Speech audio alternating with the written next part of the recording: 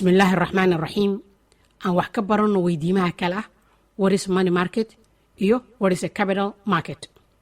sida aad ka aragtaan isku xirnaanshaha hortiina ka muuqata ee suuqa lagu kala iibsado warqadaha ama shahaadooyinka maaliyadda financial markets waxaa loo kala saaraa labo. kow money market, labo capital market. haddii rabbi idmo waxaan sharaxaadan kaga hadli doonaa money market iyo capital market, halka sharaxaadda xigta aan kaga hadli doono meesha ay ku calaamadaysan tahay A and B oo ah labada nuuc ee loo kala saaro capital market, kuwaas oo ah primary market iyo secondary market.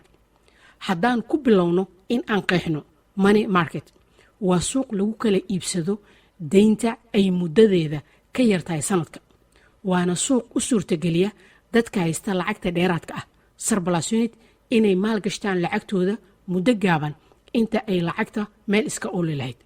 haddaba maalgashatada investors waxa ay lacagta deymiyaan dowladaha ama ganacsiyada raadinaya deynta ay muddadeedu gaaban tahay deficit unit.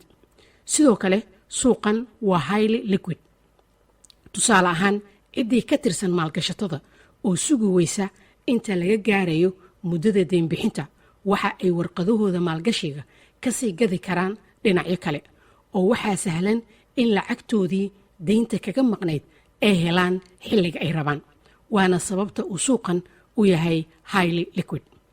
dhanka kale haddaan qeexno capital market, waa suuq lagu kala iibsado warqadaha maaliyadda sida boonka oo ah deyn iyo equity sida saamiga ay muddadoodu ka badan tahay sanadka, waana suuq u suurtageliya dowladaha iyo shirkadaha raadinaya maalgelinta muddada dheer deficit unit in ay ka helaan dhaqaalo, halka kuwa lacagta dheeraadka haystana ay ku maalgashtaan lacagtooda surplus unit.